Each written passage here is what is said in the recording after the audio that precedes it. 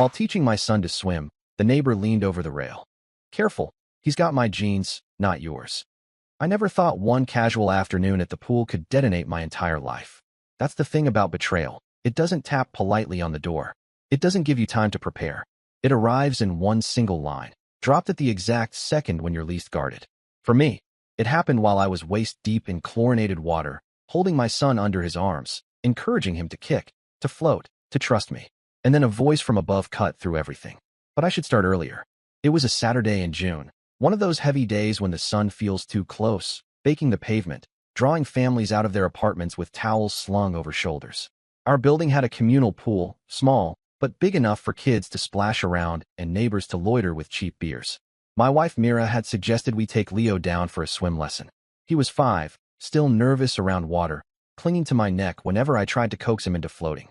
She said he'd feel safer if I taught him, and truthfully, I enjoyed those moments. A father guiding his son, that picture-perfect bond people frame and put on mantles. Mira sat nearby in a lounge chair, legs crossed, scrolling on her phone, but occasionally glancing up to call encouragement. "You're doing great, Leo. Listen to Daddy." Her voice carried over the splash of kids cannonballing at the other end. And then there was Kurt. Kurt was our neighbor 2 doors down. Mid-30s, always tanned, always smirking, the kind of guy who acted like the complex was his personal kingdom. He had a way of leaning into conversations, never quite respecting boundaries. I tolerated him because that's what you do in apartment life, but truthfully, I never liked him. Mira used to say I was too harsh, that he was just friendly, though I noticed how she never seemed entirely comfortable when he hung around. That afternoon, he appeared as if summoned. Beer in hand, sunglasses perched on his head, he strolled along the deck until he stopped right at the railing above where I stood in the pool with Leo. He leaned casually, watching us like it was a show he'd paid for. "Careful," he called down, voice dripping with false concern. "He's got my genes, not yours." The words landed like a body dropped into still water. I froze, arms still supporting Leo, who giggled obliviously and splashed at my chest. My brain struggled to process what I'd just heard. At first, I thought maybe he meant something else. Maybe it was a joke about swimming technique, some idiotic macho comment. But then I looked up. He wasn't smiling. He wasn't laughing. He was studying me, and then his gaze flicked, just briefly, toward Mira. That was when everything shifted. Her face. I will never forget her face in that moment. Myra's phone slid onto her lap. The color drained out of her skin, leaving her pale as chalk. Her lips parted, not to argue or laugh or call Kurt an idiot, but in stunned silence. Her eyes locked on him with raw panic, as if he had just shouted her darkest secret across the pool. No one else seemed to notice, but I did. I looked from her to him and back again. Kurt took a long swig of his beer, muttered something about just looking out for the kid, and walked off like nothing had happened. Mira recovered quickly, too quickly, forcing a smile when I carried Leo to the shallow end. She asked if I wanted a drink, pretended like nothing was wrong. But I had seen it. That flicker of dread in her eyes. The look of someone caught. For the rest of the swim, my chest felt tight. Every time Leo laughed, splashing water into my face, I felt a strange distance, like I was suddenly watching a scene from outside my own life. Was it possible? Could there be even a sliver of truth to what Kurt had said? Back upstairs, things only got stranger. Leo fell asleep early from all the activity, curled up on the couch with damp hair, smelling of chlorine. Mira busied herself in the kitchen, moving with too much energy, like someone performing normality. She asked if I wanted pasta, if I'd remembered to pay the internet bill, if I wanted to watch a movie. Her chatter was relentless, as though silence would invite questions. I excused myself, went into the bedroom, and sat in the dark. My thoughts spiraled. It's amazing how quickly the mind rewinds once suspicion creeps in. I thought back to Myra's pregnancy years ago. She had been distant at times, claiming hormones, exhaustion, mood swings. I thought of how Kurt had been around then, how he'd offered to carry her groceries, how he'd once helped her fix a leaky faucet when I was at work. I remembered brushing it off, trusting her. But trust can rot from the inside without you realizing. Later that night, while Mira slept, I stood by Leo's room and just stared at him. His small chest rose and fell in steady rhythm. His hair glistened in the faint nightlight glow. People always said he had Myra's eyes, Myra's smile. But now, all I could see was absence. What if none of him was mine? The next morning, life carried on like nothing had happened. Neighbors watered plants, kids rode bikes, the smell of coffee wafted through open doors. But for me, everything had changed. That one sentence had cracked open a world I could never close again. I tried to convince myself it was just Kurt being cruel. He had always been smug. Maybe he wanted to needle me. Maybe he was jealous. But then Myra's face replayed in my mind again and again. If there was nothing to hide, why had she looked terrified? I began watching her differently. She seemed careful now, too careful, almost rehearsed in how she spoke to me. When I asked about Kurt, she brushed it off, changed the subject, suddenly interested in laundry or Leo's school forms. She had always been good at dodging conflict, but this was something else. That week, Kurt passed me in the hallway, smirk firmly in place. He clapped me on the shoulder and said, "Good job teaching the boy. He's a quick learner." He emphasized the word boy in a way that chilled me. I forced a tight smile and kept walking, but inside, rage simmered. At night, I lay awake next to Mira, studying the slope of her shoulder, the way she turned away from me in her sleep. My mind played with the idea like a knife. What if Leo wasn't mine? What if the last 5 years had been built on a lie? The thought made me sick, but it also lit something else inside me, a need to know. I decided to test the waters. One evening, while Mira was washing dishes, I mentioned offhand that Kurt had said something weird at the pool. I expected her to laugh, roll her eyes, dismiss him. Instead, she stiffened, clattered a plate into the sink, and muttered, "He's always been inappropriate. Don't pay attention." Then she dried her hands and walked off without looking at me. That told me more than her words. Because guilt doesn't always scream. Sometimes it's in the small silences, the too quick deflections, the way someone avoids your eyes. From that moment, I knew I couldn't just let it go. I started small. I looked at old photos of myself as a child, compared them to Leo. My mother had always said I had a particular cowlick, a way my hair parted stubbornly. Leo didn't have it. His features, sharper nose, darker eyes, seemed foreign. But was that just paranoia twisting perception? Genetics can be unpredictable. Still, doubt not. The following Saturday, we returned to the pool. Leo wanted to practice again. As I guided him into the water, I scanned the deck. Kurt wasn't there, but the echo of his words haunted every ripple. Mira sat tense on the lounge chair, sunglasses covering her face. She barely cheered this time. When we got home, she went straight to bed, claiming a headache. I lay awake again, staring at the ceiling, feeling my life tilt on its axis. I realized something then. I couldn't rely on Mira to tell me the truth. If she was hiding something, she'd bury it deep. I couldn't rely on Kurt either. He was playing some twisted game. If I wanted answers, I would have to find them myself. That was the night I decided I would investigate. Quietly, carefully, like a detective. And once I started down that path, there would be no turning back. Once a seed of doubt is planted, it doesn't just sit quietly. It grows, winding through every corner of your mind, choking out certainty, wrapping itself around memories you thought were solid. That week after Kurt's comment at the pool, I felt like I was walking through my own life as an undercover agent, pretending to be the same husband and father, while inside, I was searching for cracks in the foundation. I told myself I would keep things subtle. No outbursts. No accusations. If there was something to uncover, I needed to approach it methodically. I needed to be sure. The first step was the simplest: photographs. I pulled out the albums Mira had made when Leo was born. There he was, swaddled in blue blankets, his tiny fists curled. My chest tightened at the sight.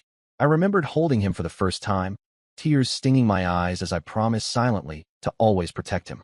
But now, when I looked closer, I couldn't stop comparing. His eyes, dark brown, nearly black, were nothing like mine. My own were hazel. My father's were hazel. Even my grandfather's were lighter. Genetics can jump, sure, but how far? I dug out my own baby photos. There was a roundness to my face, a crooked little smile.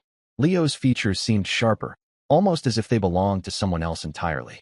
It felt wrong to even think that way, but once suspicion twists your vision, it's impossible to unsee. Next, I turned to records. Mira and I shared a phone plan, so our call history was accessible online. I knew snooping was low, but I couldn't shake the memory of nights when she used to step out onto the balcony, whispering into the phone, claiming it was her sister or a coworker. Back then, I hadn't thought twice. Now, with Kurt's words echoing, I had to know. Scrolling through the archives, my stomach dropped. Years back, around the time Mira had been pregnant, there were dozens of late-night calls to Kurt's number. Some stretched past midnight. Lengthy conversations, sometimes hours. I sat frozen, staring at the screen glow in the dark. Of course, people can talk. Maybe he was helping her through stress. Maybe it was innocent. But combined with her reaction at the pool, it felt damning. I remembered other details too. During those months, Kurt had been strangely present. He'd bring groceries just because. He'd offer to walk her to doctor appointments when I was stuck at work. At the time, I had been grateful, naive enough to think it was neighborly kindness. Now, every memory felt poisoned. I needed more than circumstantial threads.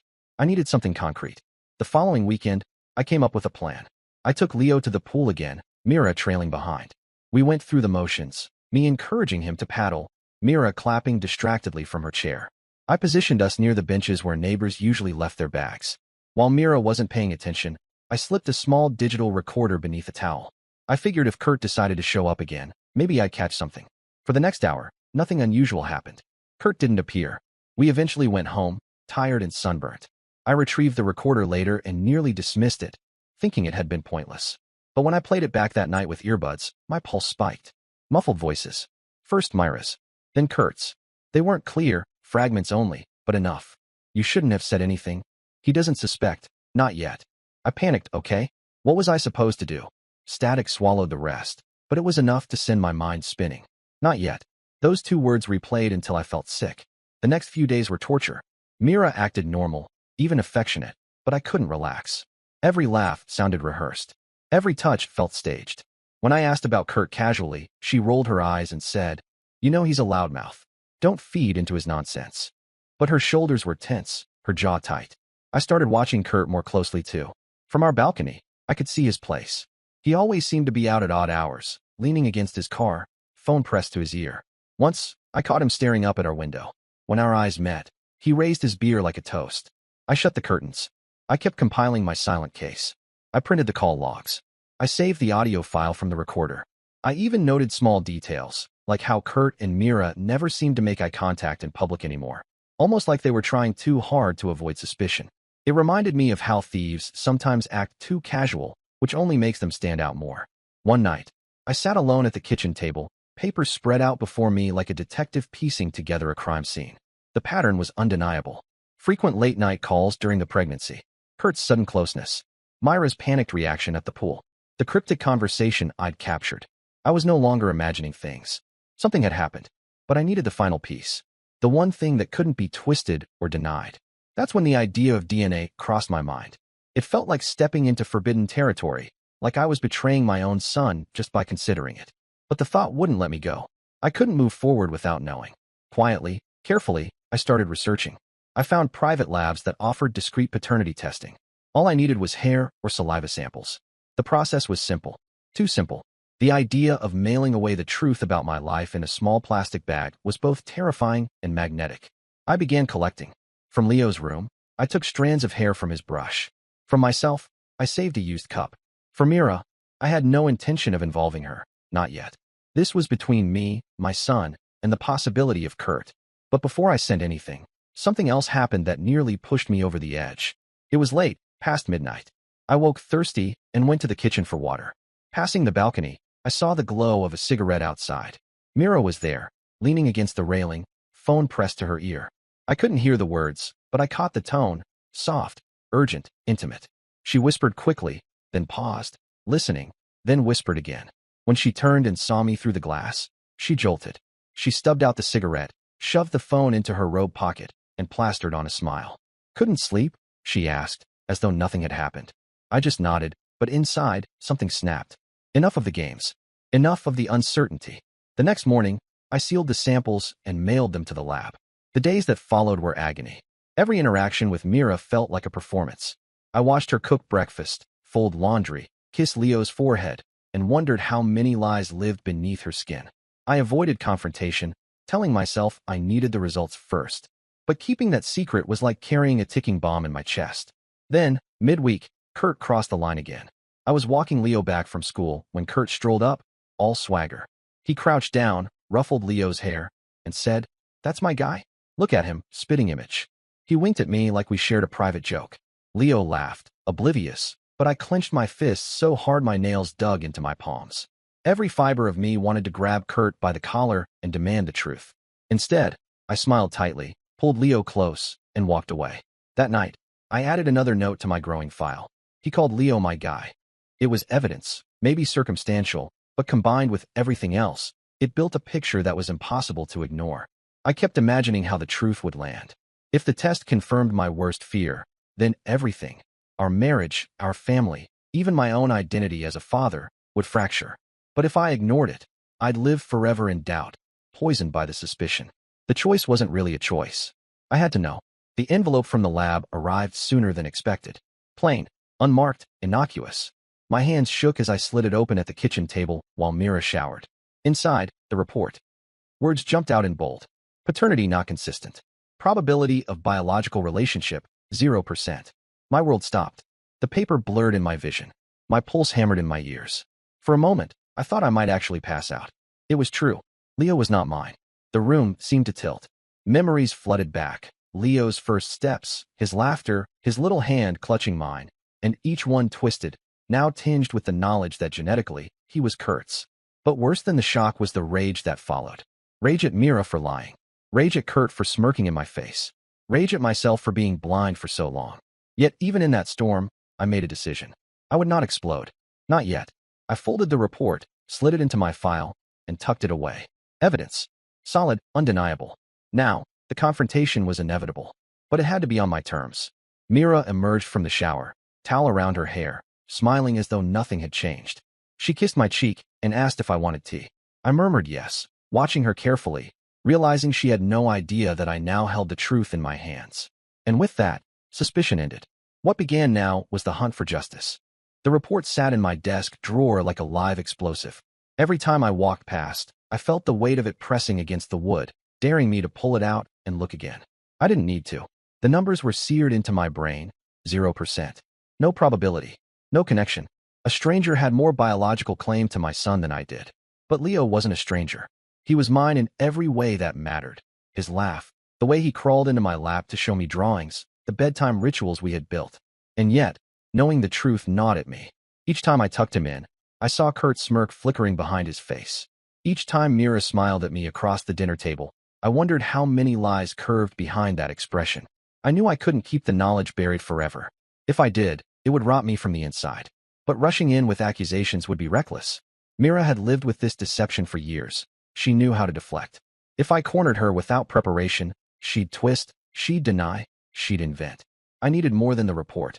I needed layers of evidence so dense that she couldn't wriggle free.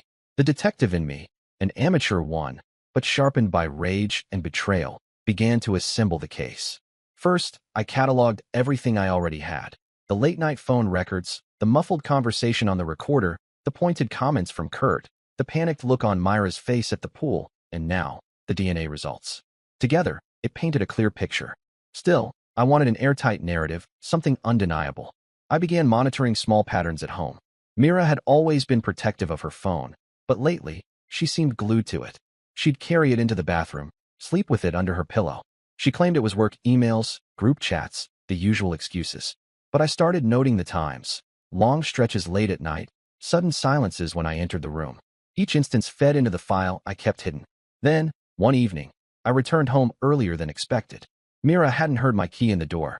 She was standing in the kitchen, phone pressed to her ear, voice low but sharp. The conversation ended abruptly when she noticed me, her demeanor flipping instantly into forced cheer. She asked about my day, smiled too quickly. I didn't call her out. I just stored the observation like another puzzle piece. The more I watched, the more I realized how much of my marriage had been smoke and mirrors. I began seeing patterns I had ignored for years. The sudden headaches whenever I suggested intimacy. The unexplained errands that kept her away for hours. The defensive tone when Kurt's name surfaced, always followed by a quick subject change. By then, my anger had transformed into something colder. I no longer wanted just a confession. I wanted her to feel cornered by truth she couldn't escape. I expanded my investigation beyond our apartment. I started paying attention to Kurt's movements. His car was often parked near the building late at night, even when he claimed to be working early mornings. Once, I saw him slip into the stairwell at the same time Mira left with a bag of recycling. They didn't leave together, but the choreography was too precise to be coincidence. I considered direct confrontation with him, but decided against it. Kurt thrived on swagger. If I came at him without preparation, he'd just gloat or deny, feeding off my anger. No, the strike had to be calculated. The tipping point arrived 2 weeks later. I was in the laundry room, pulling out a basket, when I overheard two neighbors talking outside. Their voices were casual, joking, but the words froze me. They mentioned how Mira and Kurt seemed unusually close, how they always disappeared from gatherings at the same time, how they'd once seen them leaving the parking lot within minutes of each other. The neighbors laughed it off, saying maybe they were just good friends, but their tone suggested otherwise. I carried the basket back upstairs, heart pounding. Now, even others had noticed. It wasn't paranoia anymore. That night, when Mira fell asleep, I sat at the kitchen table with my growing file spread before me. I stared at the DNA report, the call logs, the notes, the fragments of conversation, and I knew the time had come. I could no longer coexist with the lie, pretending everything was normal while the truth gnawed at me. The confrontation unfolded the next evening. Mira had just finished helping Leo with homework and gone into the bedroom. I followed, file in hand. She was folding clothes, humming under her breath, but stopped when she saw me standing there. The file hit the bed with a thud. She glanced at it, then at me, her face tightening. I didn't shout. I didn't demand. I simply laid out the evidence. The late-night calls, the suspicious conversations, the DNA results. Each piece dropped like a stone in the silence between us. Myra's composure crumbled with every page I revealed. Her hands trembled as she touched the report. She tried denial first, saying the calls were innocent, saying the recorder must have misheard, saying the test must be wrong. But her voice cracked, her arguments thin. Finally, under the weight of the evidence, she broke. Her shoulders sagged, her face pale. She admitted it. There had been a brief affair with Kurt while I was working long shifts. She had been lonely, overwhelmed, vulnerable. Her excuses spilled out in a rush, but none of them mattered. She confessed that it had ended before Leo was born, but clearly, the damage had already been done. Hearing it out loud did not bring relief. It carved something deeper. I stood there, absorbing her words, feeling my life fracture in real time. I had imagined this moment for weeks, but reality was worse than any scenario I'd pictured. Leo, asleep in the other room, remained innocent in all of this. He hadn't chosen his origin. He hadn't lied. My fury was directed at Mira and Kurt, not at the boy who still called me daddy with unshaken trust. But the knowledge poisoned everything. I didn't scream. I didn't throw anything. I let the silence hang, heavy and suffocating.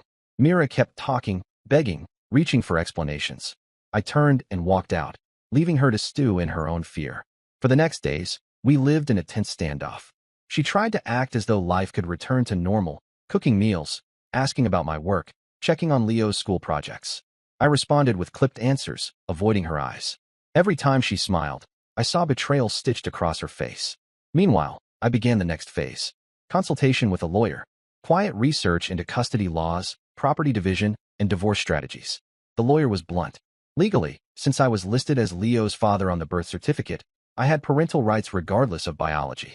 That meant I could remain in his life if I chose. But it also meant financial responsibility would follow me. The law did not care about infidelity unless it could be tied to financial damages. The meeting hardened my resolve. This wouldn't just be about heartbreak. It would be about consequences. One evening, Kurt crossed my path in the parking lot. He leaned casually against his car, smirk intact, as if he sensed my storm. He said nothing, just lifted his beer in mock salute. I walked past without a word, but my mind cataloged every detail. Soon enough, he would face exposure too. Mira grew desperate as she sensed my distance. She hovered, asked questions, tried to coax me into conversation. She even suggested counseling, as though betrayal could be smoothed out like a wrinkle in fabric. I remained cold, detached, moving like a shadow through our home. The detective work was over. The evidence was secured. The confession had been extracted. What remained was strategy, choosing the battlefield, timing the strike.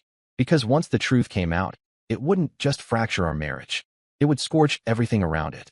Once the truth is out of its cage, it doesn't return. After Myra's breakdown in the bedroom, after her rushed confession, there was no stuffing it back into silence.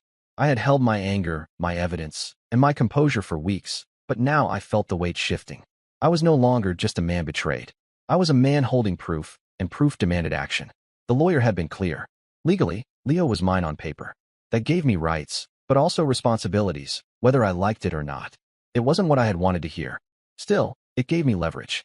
I could leave Mira and still remain in my son's life, because in every way but biology, he was my son. But the lawyer also gave another piece of advice. He said that sometimes, infidelity cases didn't need to go to court to create consequences. Sometimes, simply revealing the truth to the right people was enough to dismantle the lies. That thought settled deep inside me.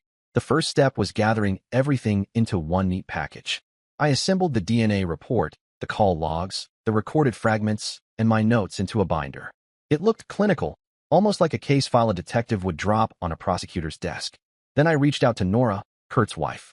She and I had always been polite neighbors, never close. But there was something about her reserved smile, the way she kept to herself, that made me think she deserved to know.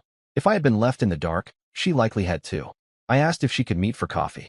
Her brow furrowed when I suggested it. but she agreed. At the cafe, she sat across from me, eyes wary. I placed the binder on the table, slid it toward her, and told her to read. She opened it hesitantly, scanning the contents. As she flipped page after page, her face shifted from confusion to horror to a kind of trembling fury. When she reached the DNA report, she closed the binder and pressed her hands over her mouth. Her first reaction wasn't disbelief. It was recognition. She admitted that she had suspected something for years. She had noticed Myra's presence in their lives, the odd phone calls, Kurt's sudden disappearances, but she had never had proof. Now, looking at the binder, she had more proof than she had ever wanted. We didn't need to say much more. She walked out of the cafe with the binder tucked under her arm, her posture rigid. I watched her leave, knowing the next move was in her hands. The explosion came 2 days later. It was early evening when raised voices echoed down the hallway. I stepped outside and saw Nora on the landing, binder open, pages scattered like shrapnel. Kurt stood opposite her, face flushed, shouting. Neighbors poked their heads out of doors, drawn by the commotion. Nora's words cut through the air. She accused him, laid out the evidence, declared what he had done. She hurled the DNA report at him, the paper fluttering like a white flag that wasn't surrender. Kurt's bravado faltered under the eyes of half the building. He stammered, tried to laugh it off, but there was no smirk left in him. Nora slammed their apartment door behind her, leaving him outside with the wreckage of his lies. I didn't step in. I didn't need to. My role was finished. The truth was doing its work. At home, Mira sat on the couch, pale and silent. She had heard everything from the window. She didn't ask me what came next. She already knew. That weekend, I told her plainly. She had until the end of the week to move out. The apartment was mine, the lease in my name. I would not fight her for Leo, because I intended to remain in his life, but she would not remain my wife. There was no yelling, no bargaining, just finality. She tried tears, promises, pleas. She begged for therapy, for second chances, for the sake of Leo. But my mind was a locked vault. I had given her years of trust, and she had repaid it with lies so deep they rewrote the very foundation of our family. Nothing she said could undo that. By Friday, her suitcases were stacked by the door. She kissed Leo's forehead, whispered something I didn't catch, and left without looking back at me. Kurt moved out a week later, after Nora filed for divorce. His swagger was gone. The same neighbors who once shared beers with him now turned away, whispering behind his back. He had become the pariah of the complex, exposed by his own arrogance and my quiet investigation. As for Leo, I made a choice. I would not punish him for the sins of the adults. He still ran to me with drawings, still asked me to tuck him in, still saw me as his father. Biology could not erase years of love. I decided I would raise him as mine, even if his blood said otherwise.